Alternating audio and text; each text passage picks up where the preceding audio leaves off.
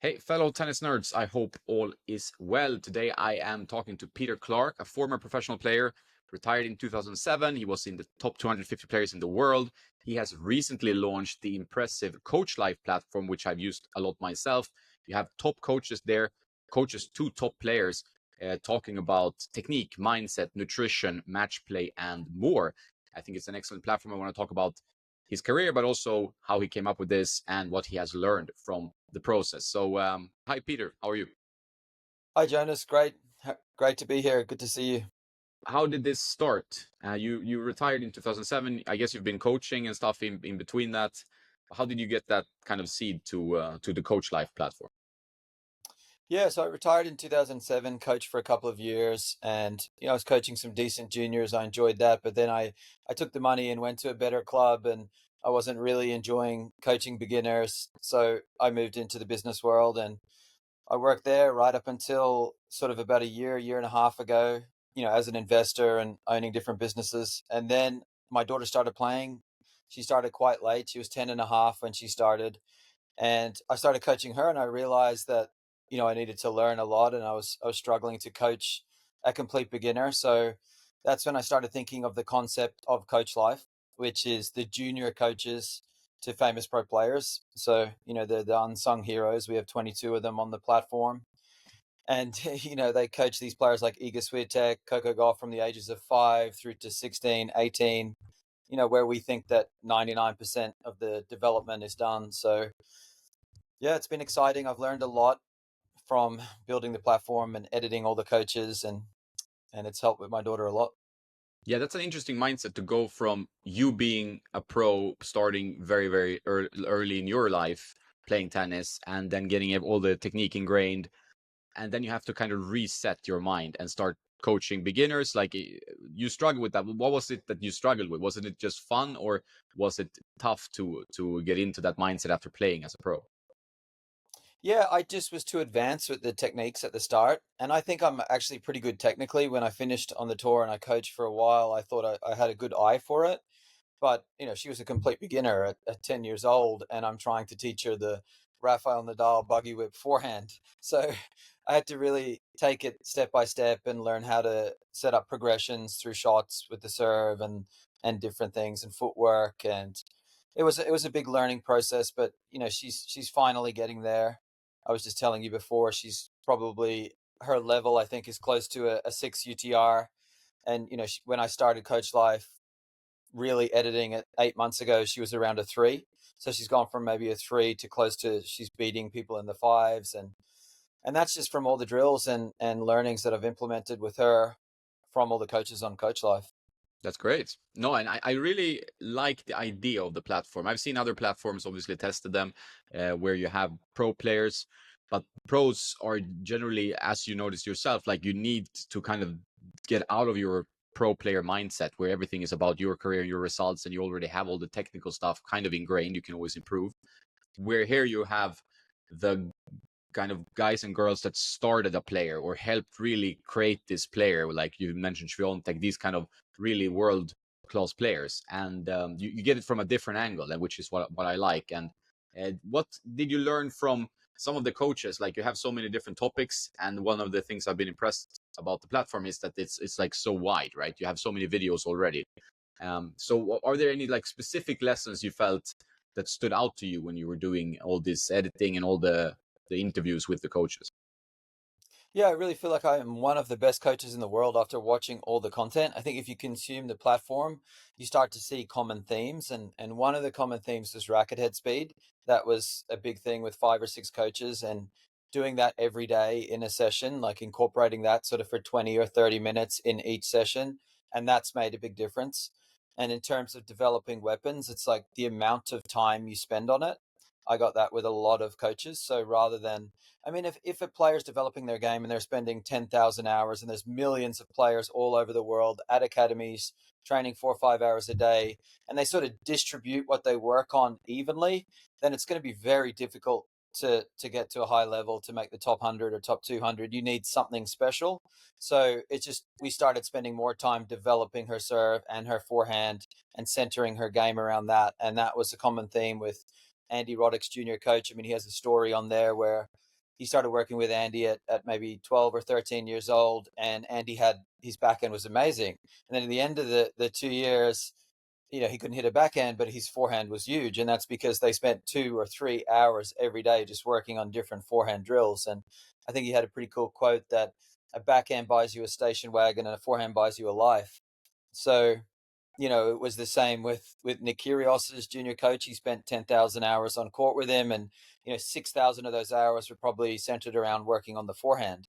So that was a big thing, but it's also common mistakes and things to look out for. I found that really helped. The overswing on the forehand, for example, with WTA players, and Iga Swiatek's coach Michal Kaznowski, he put a rubber band around her shoulders every day for 30 minutes to stop the overswing. And he also had this theory, which I had a great forehand when I played. My forehand was my best shot. And I felt it was because of my elbow being close. I felt that helped a lot. And he had this same theory with Iga Swiatek's forehand. So he had this TheraBand around to correct the overswing, but also keep her elbow close. And he did it 30 minutes every day. So that was something that I implemented, and that helped a lot with my daughter.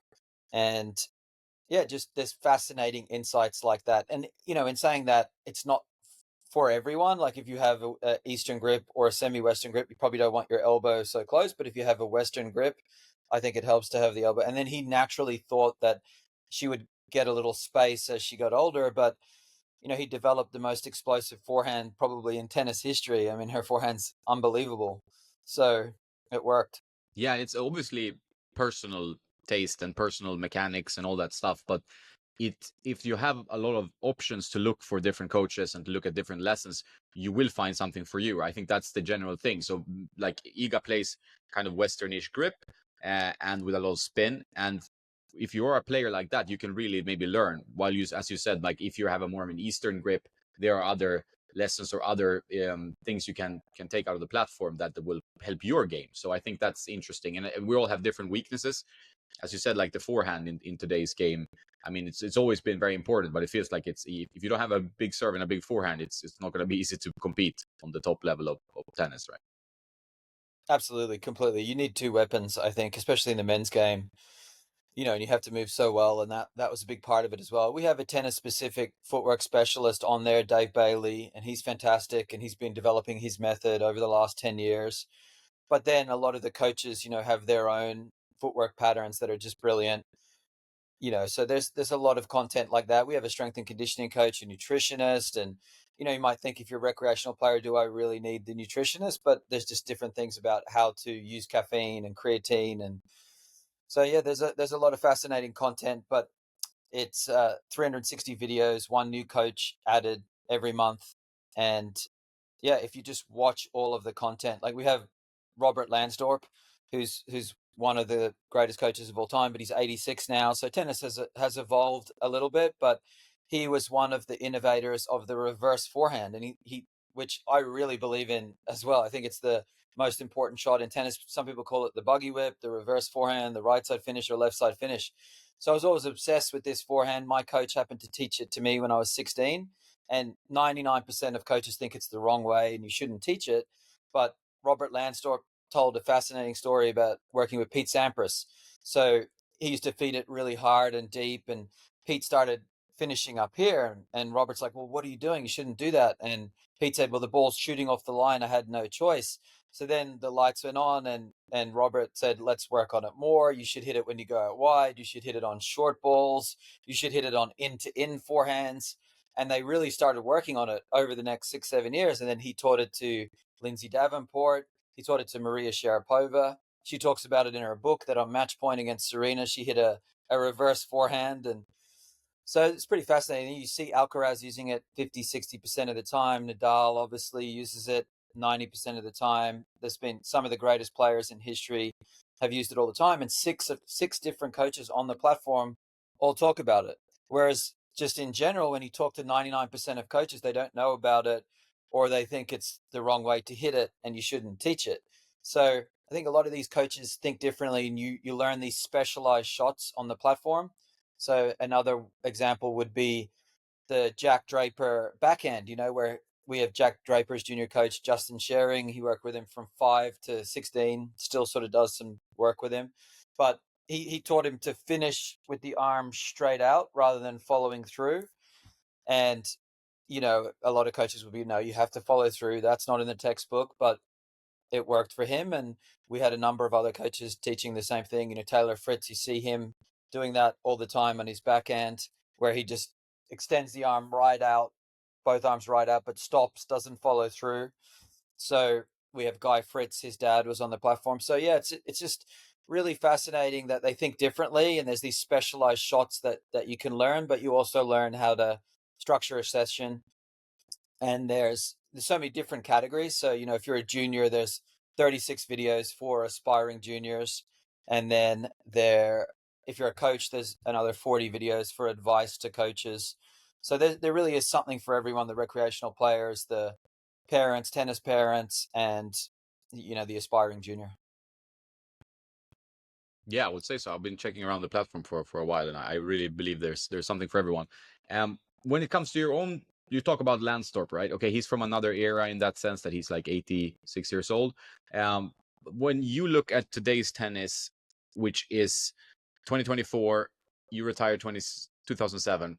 What has changed? What is like changed in the pro level, which you belong to? Like, what would you have done differently maybe if you could play today?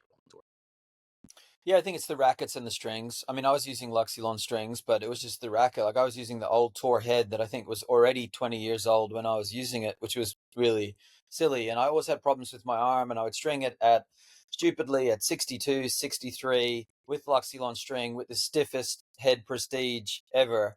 So that wasn't that smart, and I was constantly battling shoulder problems and arm problems, but it was probably just down to that. No one could find anything.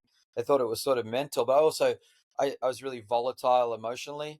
So I tried to hit every ball as hard as I could in practice and matches, and I was gritting my teeth. And so I threw a lot of matches away. I mean, I look back with a lot of regret because, everyone thinks that they could have done better or they had talent, but I feel like I had the game to to compete at the highest level. But really, every match I was, you think of someone like maybe Nick Kyrgios, and I would have been twice as bad as Nick Kyrgios on the court. I just sort of, yeah, I was always trying to find someone to argue with, and looking back, that was something that I regret a lot. So yeah, I would definitely have changed my racket, strung it a lot looser. The players now are stringing their rackets a lot looser.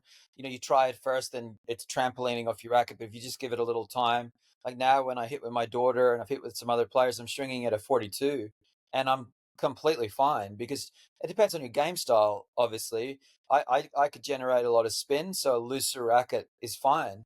And with the Luxilon, it brings it in. I know there's newer strings now, so, but when I tried to play with a looser racket when I played, it was flying, and I can't do it, and I stopped after a day or two. But I wish I just would have stuck with that and used a new racket like Federer did. That made all the difference to Federer once he changed his racket. And similar to in that way with Federer, my backhand was a lot weaker. So now when I use modern rackets like I have a Yonex E Zone, I think it's a lot easier for me to generate easy power on my one-handed backhand. So I think that would have helped a lot. Makes sense. I think, yeah, the gear has changed. Maybe nutrition, I would say, and different things. But I think some have talked about this on the podcast before. Like the players are still very good athletes. Like we're still very good 20 years back, but it's now maybe even more competition. I would say, like up in the top 1,000 players, it's like a beehive, right? There's so many good players now in the top 1,000, and the tennis is becoming more and more competitive all the time. And that's the thing, it becomes like a lot about mindset and these things. How did you learn to evolve your mindset from being a hothead on the tennis court, and then you moved like to business? Like, could you bring that, could you mature and get that away, or could you use that becoming successful in business afterwards? Yeah, great question. I mean, I had a mentor towards the end of my career, and he was a billionaire, an Irish billionaire at the time, and he was my sponsor. And we became friends, and he just told me the secret to his success was that he just was present every day. Just be present and do everything you can in each day. And I remember when I was a young player, I was playing with Wally Masur, and he was 15 in the world at the time, and he's like, you're really talented, but you want to be there tomorrow. It's like you're so intense, and just relax, enjoy the moment. So yeah, when I stopped playing, I just learned to be present and give everything I could each day, and not worry about get overwhelmed with the work, not worry about where I was going to be in a week or 2 weeks. So just give 100% every day. And then obviously you learn from tennis that to deal with pressure, you're able to do that in different situations within business and life, and you know, because you dealt with it for so long, and you learn a lot of skills playing tennis and traveling on the tour, meeting people from different backgrounds and talking to people and managing your money and your life, and that helps a lot. But it was just the ability to give 100% to anything you do, and you see that in tennis. Obviously we have a singular focus on one thing, and there's that correlation between how hard you work and the results you get. So then you transfer that obviously into anything else, and you're going to be successful just with that mindset, I think. And that's what I managed to do, but to stop getting so emotional about little things. And I managed to, and you know, I retired a bunch of times on the tour and came back. And the last time I came back, I figured it out. And, you know, I started at 0, went back to 300, and it was just a game. I had that mindset, just enjoy it. Doesn't matter about winning or losing. I stopped going crazy. I was great. But then I got sick, and then I had this mystery illness. And then that's when I retired at the end. So I finally figured it out, but it was just too late. And that's part of being a great player. Like the best players, like you look at players like Sinner and Alcaraz, they're so mature when they speak, and they have that old saying of an old head on young shoulders. And then part of that, obviously, as well, is just having great coaches. And another funny story is that one of our coaches on our platform is Gary Stickler, and he's a legend. He coached 8 top 100 players as juniors: Pat Rafter, Jason Kubler, John Millman. And I grew up in Queensland in Australia, although I played for Ireland. And he would come up to me, he's from Queensland, and every tournament he would always come up to me and he would say something. And but he never directly said, "Will you come and work with me?" But he would always just come and say, "You should try this or you should try that." But I just wasn't smart enough to go and get coached by him. And I think if I did, then he would have been able to harness what I had. And then when I spoke to him about Coachlife a year ago, I called him and he's like, "Oh, I tried when you were a kid to get you to come and work with me, but it never worked." And then I was like, "Oh, I remember that." And yeah, some of his content, he talks about, like, if people are getting angry on the court or they're emotional on court, don't try to change it, because that's just who they are. Just try to get them to harness it. So I think it's the decisions that you make in working with the right coaches at a young age. And I just made bad decisions and didn't have coaches, didn't have the financial backing to have coaches. But I've gone down a little bit of a rabbit hole from your initial question there. Sorry. Rabbit holes are good. That I Yeah. like rabbit holes. Do you think, like, now you're coaching your daughter, right? So do you think that a pro life would be something you would want for her, or do you think it's tough, too tough? What's your feeling around her tennis life now that you have a daughter? Yeah, I think it's the wrong. We were at a shoot and there was a girl there with her father, and you know, I don't know, I would say to them if I met them again, and you know, she was maybe 3 or 400 in the world, and they were just constantly negative about how tough it is to make it and how tough the lifestyle is. And I just really think that's the wrong perspective. When I stopped playing, right now, I would give anything to go back and play. I love tennis. You're traveling around the world with like-minded people. You're competing, doing something you love. I mean, there's nothing better. It's just that perspective of complaining. Wait till you start living a normal life and you're working and grinding and you have kids. So it's just that perspective that you have to enjoy it and do what you love. So I'm encouraging her to absolutely play as long as she can, because I just think there's this misconception that you stop improving at 18 or you stop improving at 20. And I see it with a lot of coaches, and I think it's a mistake. I think you can keep improving till you're 26, 28. I mean, I know they had studies on neuroplasticity, and they that only kids could learn, but they proved that adults can learn at the same level. So I think if you just stay on an even keel emotionally and just keep improving, I think that you can end up being, as long as you have the finances and someone to support you to keep playing, then I think, as long and you're enjoying it, keep doing it as long as you can. Because I think so many players, they reach 16, 17 or 18, and then it's like, well, what am I going to do now? Go to college? Well, okay, you can go to college, but then once they get to 22 and they finish college, they don't have the finances to keep playing and they stop playing. But I think it's a missed opportunity, and they could just keep improving. And I saw that with a lot of guys I played with in juniors that went on to have amazing pro careers. I mean, there was one guy I remember, Peter Lutzak. He got to top 30, top 40 in the world in juniors. He was like maybe 100 in Australia. I was number two. He was maybe 100. And then he went to college, didn't do that great, but just every year he kept improving and got to maybe 26, 27, broke the top 100, ended up getting to top 30 in the world because he just had that mindset of, I'm just going to keep getting better and improving. So that's what I want to do with my daughter. I want, as long as she loves it. She's like a tennis nerd, so she's always looking at all the results. As long as she keeps enjoying it, I just want her to keep playing as long as she can. I think that's a great point of view to have. I think also, I talked to many pros and many ex pros and so on, and it's like you need to have the love, obviously, to be good at anything, but you need to also appreciate even when you're in it, right? And see, like, okay, this is my life and it's a fascinating life. There will be pros and cons. So you will be alone in a hotel room after losing in the match tiebreak, and it's gonna suck. But like you said, like the grind of everyday life, you have time later on to get that. You don't need to worry so much about that. And I think I can understand if some players are really not happy to be traveling, but because that's a part of tennis life. But overall, I think it's better to be grateful that you can do this and give it a shot. And then when it didn't work out or it did work out, you can leave that and do normal life afterwards. But I think gratitude is a good point there. Absolutely agree. Yeah, and it's just perspective, just not being so negative and not getting mired in those negative thoughts that, okay, you're a bit lonely after you lose, but not placing such a high emphasis on winning or losing, just staying on that even keel. Like we had another video on Coach Life where Stan Boster, who coached Andy Roddick and Marty Fish, said that you have to be in contention 30 weeks to have it. Only takes 8 good weeks to have a great year, but you have to be in contention all 30 weeks.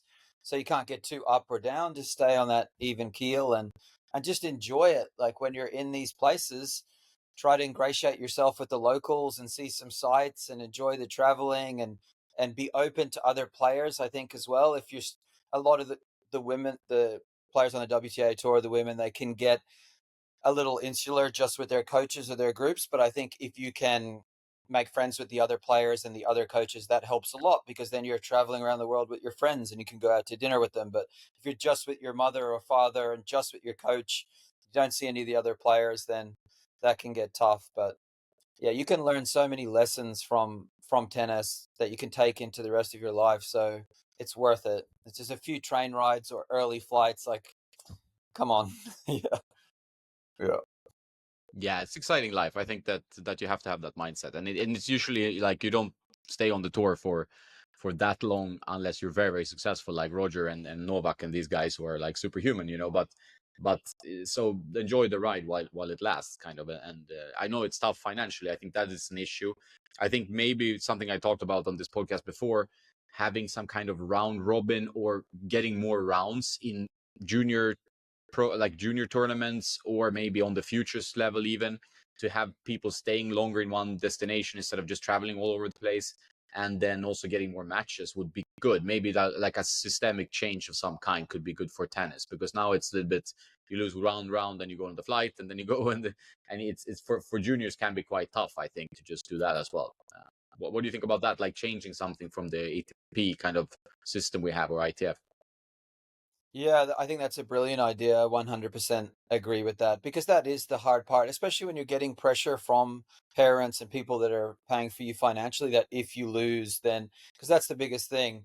But you just have to supplement your income as a journeyman tennis player, and you have to just play that club tennis and play those money tournaments, and try to find like-minded people to sponsor you and get that help, because that is the one pressure that's there. It's financially, but you don't always need to have a coach every week. You can go on Coach Life and you don't need a coach. No, you don't need to always have a coach with you every week, depending on where you're from. If you're in the States, you can still see your coach every week and travel back and forth. But yeah, you just need to look for ways to supplement your income. But I think having more matches at the future level for sure would really help, because you lose two, three weeks in a row you've only played 2 or 3 matches, and you can get down on yourself pretty quickly. So When you talked about your own career, you said like, oh yeah, you were a hothead. You you mentioned like you were maybe even worse than Nick Kyrgios. When you see a guy like Nick, now he's been off the tour for due to injury, right? But when you see a guy like him, do you think there's anything you could instill, or would you suggest him to get a different coach, or do you see like potential that is kind of untapped still in such a player like him? yeah, I he did an interview with Patrick Moraklu the other day, and there's a clip on social media doing the rounds, and I thought that was brilliant. I think Patrick Moraklu has some really fascinating insights about the psychology of players, and he was talking about Nick asked him that question, that exact question to Patrick, and Patrick said, "I think it's your identity. You've had it so long that you're a talented player, and it's so ingrained in you that your identity is that you're talented and you tank and you have this sort of mindset, and I think you need to get out of that." And I think that just made so much sense. It's been with Nick for so long that it's so part of him that to just leave it all out there and just be vulnerable and then lose his identity, I think is hard for him. But I honestly think he's matured a lot, and I think if he came back, it would, and he does lose the plot, but he gets it together pretty quickly in matches that when he's up for it. But I remember seeing him in the quarterfinals of the US Open after he made the finals of Wimbledon against Kachanov, and he in my opinion, honestly, he threw that away. There were just times where he just didn't compete the whole match, and I just think that maybe he there was something that happened to him, as like the reason that I was so volatile on the court was my parents. I had a lot of pressure from my parents when I was a kid, and it was just every match after the match, it was 2 days where it was the atmosphere in the house wasn't great. Outside of tennis, it was fine, but it was just, getting yelled at in the car. And I think that just stayed with me. So I'm not sure whether something like that maybe, you know, I'd happened to Nick. I don't know. But it was for me when I came back that last time, it was just dealing with that. And it was saying, it's okay. You're still a great person. Your self-worth, just because you lose a tennis match, isn't going to be affected. The sun will still come up. So once I was able to understand that then I was okay. So, but I don't know Nick at all. So I mean, he's a lot better than I am, and super talented, and he's had some amazing results. And funnily enough, so I live in the Bahamas, and he lives in the same neighborhood. And my friend, where we train, we were away, but right after Wimbledon, 2 days after Wimbledon, he was out on the court for 3 hours straight in the middle of the heat of the day training. So I think that the reason that he got the injury was just too much too quickly. So I think that he hadn't built up to it over the years, and like he worked extremely hard as a junior, like harder than Todd Larkham talks about it. Todd Larkham is Nick Kyrgios. He was Nick Kyrgios' junior coach. He's on Coachlife, and he said that Nick worked harder than anyone else in the program. He worked really hard to get there, 10,000 hours. So, but then I think he went through a period on the tour where he probably wasn't working as hard physically and didn't have a coach. So, and then, when he got it in his head that he wanted to really go for it before Wimbledon and he started putting in the work, I think it was just too much too soon. And then that's why he got the injury and his body broke down. But yeah, 3 days after making the final of Wimbledon, he was out on the court in 100 degrees playing for 3 hours straight in the middle of the day. So yeah, I hope he can come back, and I think he's sort of figured it out. And mentally, I think he'll be a different player when he comes back. And you saw that a lot. And I mean, in Wimbledon, he was exploding when he made the final, but he was getting it back and reining it in. And he's so talented. But 2 years away from the game, it'll be interesting to see how if he can come back. Yeah, with his game style, with the massive serve and fantastic forehand, I think he can still just. I think it's easier when you have these weapons to kind of go back. He's not so reliant on just running side to side and being super physical in that sense, right? So I think he can come back if he wants to. But like you said, I think tennis, which I talked to Jose on the last podcast, Hernandez Fernandez, who was also a strong ATP player. He um he said that like tennis is the game of life, and where you really have your demons show up on the court. So when you have something unresolved in your life outside tennis, it's gonna show up on the court in one way or another. So it's really about working, I guess, holistically on your mental strength and health and so on, that will help you on the tennis court. I think a lot of players could benefit from just not looking at what happens on the tennis court, but what happens outside that then comes onto the tennis court when you're in a match situation, you're losing your head, you know. Yeah, 100%. Because every single person that you speak to, says he's such a great guy and he's completely different off the court. So yeah, I think that's a great point, and that's what happened with me. And then I was able to just become introspective and deal with it, and then I figured it out. But yeah, those demons definitely come up on the court.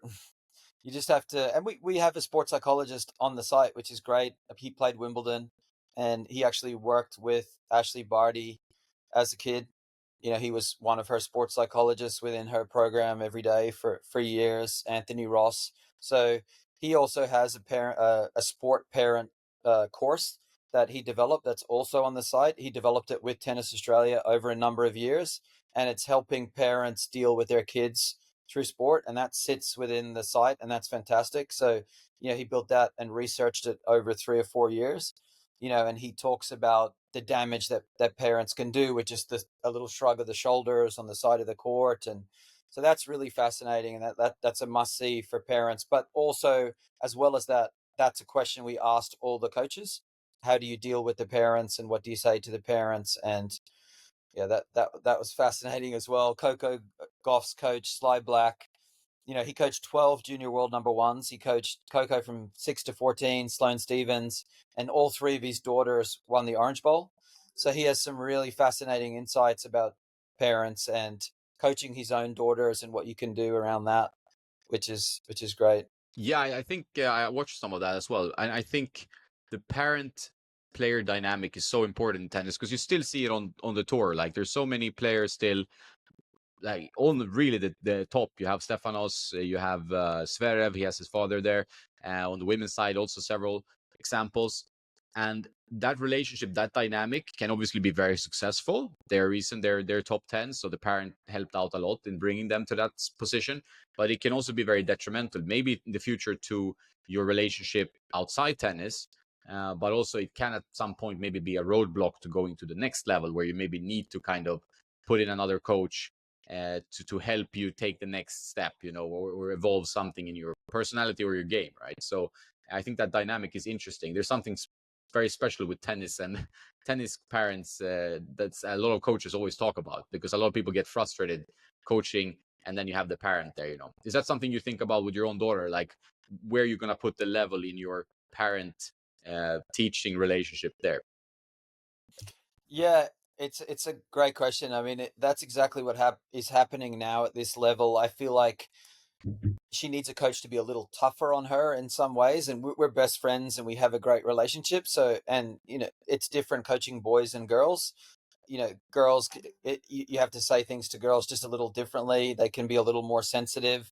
So, and especially when it's your own daughter. So it's just, I feel like we're at the stage now where she does need someone else, another voice, another coach. But I do think it's important for me to stay there because I developed her technique and built her technique. So I think it's important to have a collaboration with another coach. And then I think that's good advice for any tennis parents or coaches to try to keep that junior coach involved in some capacity because we've seen that a lot. And we saw some examples with Sly Black, who coached Coco. She didn't have a huge Western grip and have that problem on her forehand when she left him, but she left him at 14 or 15, went to France, and then stopped having such a focus on technique. And then she developed that Western grip. It slipped around, and then it was up over the shoulder.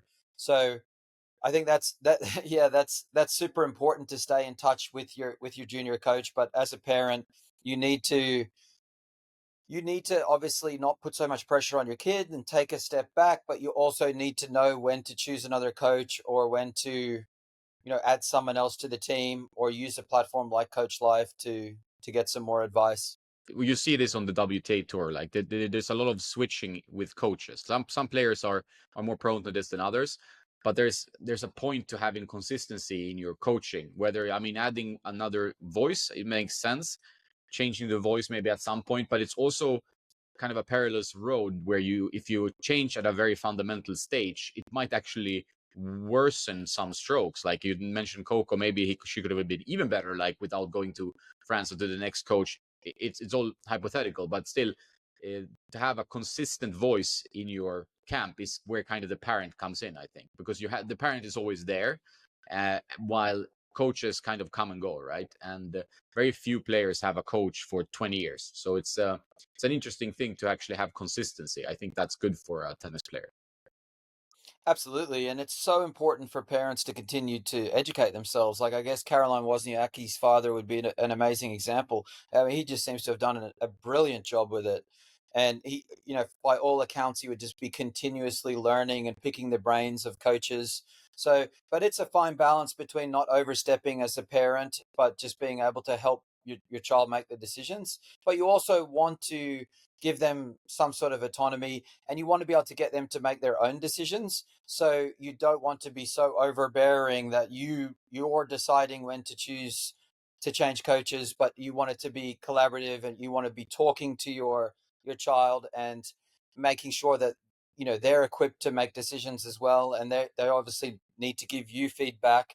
And then eventually you do have to get to that point where you let go, and they're the ones making the decisions, because I think I've seen that as well, where the a parent is there and they're overbearing and they're answering questions for their kids. So it's in making it as a tennis player, like it's so much of it comes down to the parents. Like the better the parents, and you see it with Ashley Barty's parents and Roger Federer's parents. I mean, they seem amazing. You listen to interviews with them, and they did such a great job. So, and it depends on the kid. I mean, Roger Federer, like I was talking about earlier, he said you have to get some luck with who coaches you as a kid, but then again, you choose who coaches you. So he obviously seems like a super smart guy. He had that maturity at a young age. So his parents probably were able to step back, let him make the decisions, and he made the right decisions. But yeah, it's a balance and a fine line. You just need to continuously educate yourself as a parent and try to develop a mindset in your kid. I mean, another fascinating story is we have Denis Shapovalov's junior coach on the platform, Adriano Furivia, and he has this tagline that they had called "I'm not in the business of excuses." So he would talk to the parents and the player, and he's like, "No matter what, you will never make an excuse. There are no excuses. I don't care about the balls, the cheating, the score, the conditions, where you're sick, where you're not sick." And it wasn't just the player; he wanted the parents not to talk to the kid like, oh, you would have won if it wasn't for that, or you would have. So, and a lot of the coaches are coaching the parents as well on how to act and what to do. But like you say, then the parents learn, and maybe eventually they do outgrow the coach. And you have to have a coach. A lot. I find that most of the coaches, or all of the coaches on Coach Life, they seem to have very little ego, and they were really open to learning from other coaches and seeking advice from other coaches. And at some point, a lot of them admitted that the player had outgrown them and they needed to move on. So I think as a parent, you need to be looking for a coach like that that has that attitude. Yeah, that's a great insight. I think that's very important to also coach the parent, and that the parent, as a parent, that you're open minded to being like, okay, I need to step up my parenting skills and maybe my understanding of tennis, even if you're not a player, even if you are a player. But so I'm on the pulse of what's happening, and I'm learning the balance of, being a parent and a coach, or being a parent alongside a coach, which are all dynamics that you have to deal with. So I think it makes sense for the parent also to get some training around that, and be mindful that this is going to be maybe a journey where it's very important to stay balanced and to maybe step away at some point, jump in at some points, and try to do the best. And also for the player, I mean, to mature enough to make decisions for their career, because I think, like you mentioned, many pros who are very successful have made good decisions about right coach, at an early age, maybe understanding what works for them, what doesn't work for them. And that maturity is important to develop as a good player. One thing I wanted to ask as well, because there are a lot of players who are ambitious, club players of different levels, of course, but they want to improve. What kind of learnings can you get from Coach Life as an ambitious club level player? I mean, you're not going to be pro, but you want to step up a few categories maybe.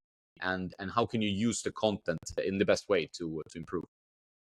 Yeah, absolutely. So the thing that I learned, and it's so obvious, and it's just the way they would do drills, the way they would structure drills, and so many of them talked about two cross one line, three cross one line on both sides, so or one cross one line. So it was, and that's what I started doing with my daughter, and that helped massively. That's when she had such a huge improvement. So one forehand cross court, one down the line, two forehands cross court, one down the line. So, but doing each for 10 minutes on each side and working on those zones. And that's what Iga Swiatek's coach would do with her every day for 40 minutes. It was those sort of zone drills.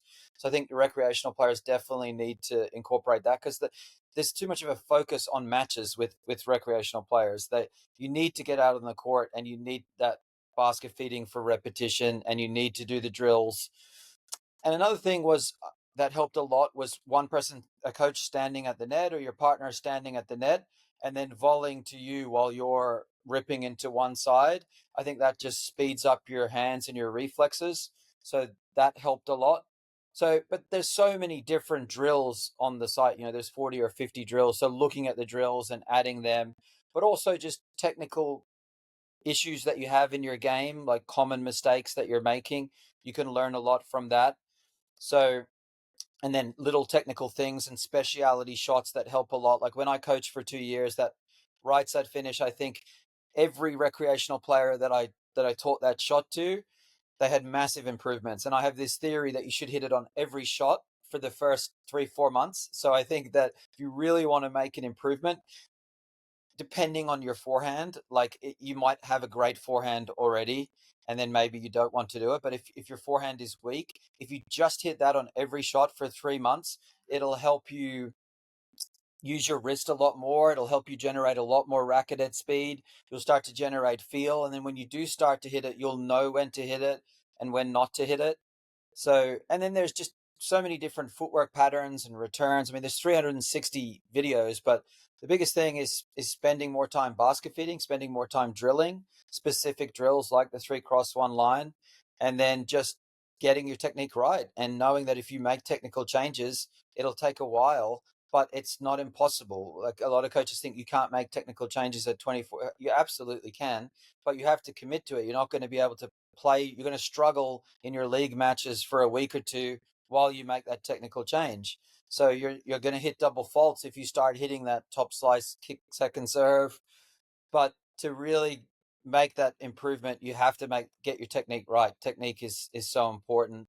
But I just think that having a great slice backhand is is as important as the buggy whip right side finish. I think you really need to spend time developing that because you can use it in defensive situations and you can neutralize the point with the slice backhand. So if you don't have a really good slice backhand on your game, a lot of it just comes down to the grip. So I think if you can get that grip right in the boxes and then just because I see recreational players hitting a decent slice, but they'll always hit a wall because the grip is wrong or there's something technically wrong with it. So go onto the platform, watch all the content, find the themes, and then find the common mistakes with technique.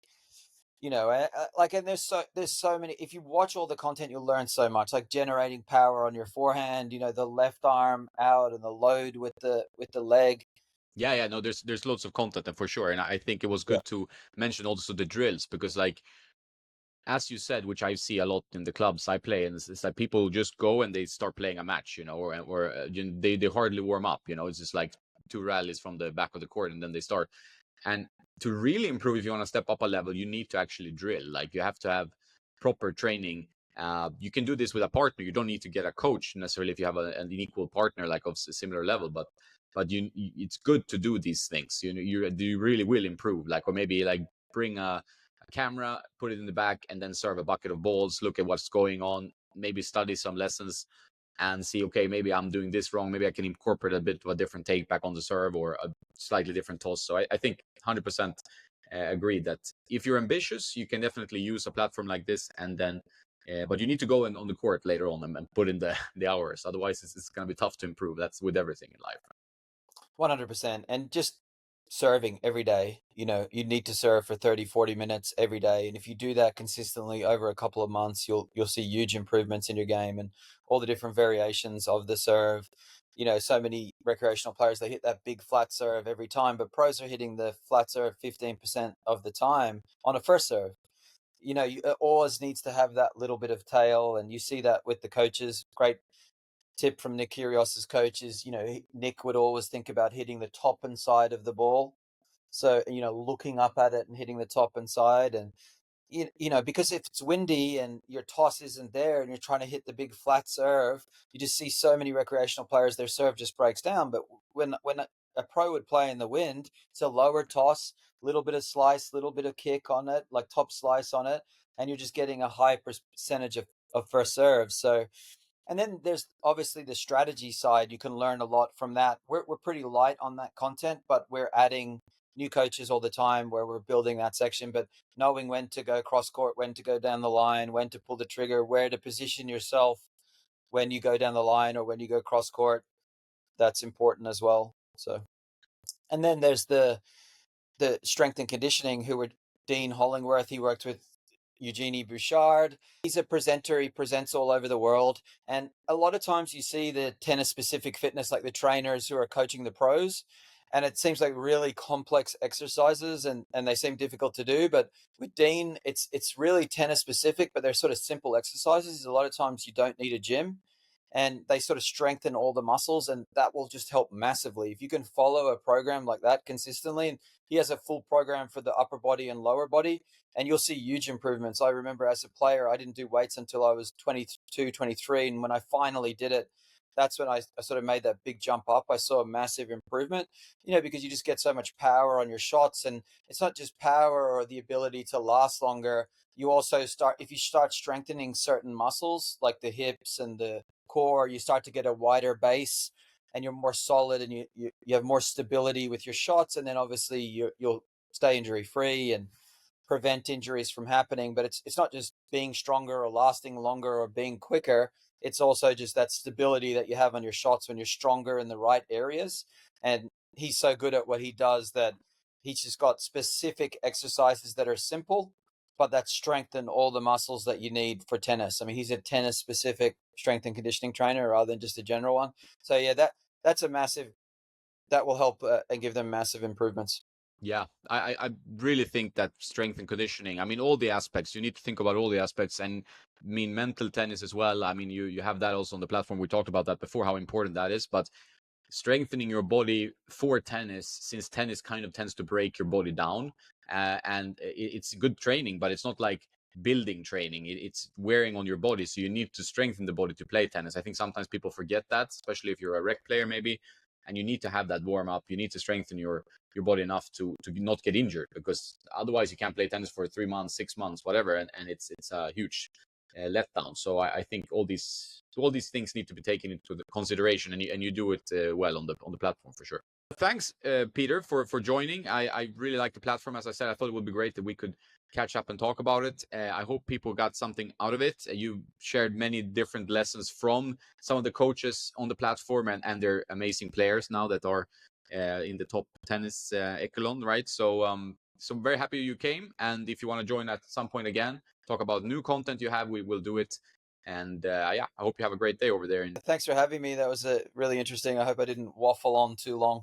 No, it was great. And some waffling and sidetracks are important. I think that's when you reach some interesting conclusions, usually when you get a little bit to a rabbit hole, as you said. All right. Thanks, Jonas. Cheers, mate.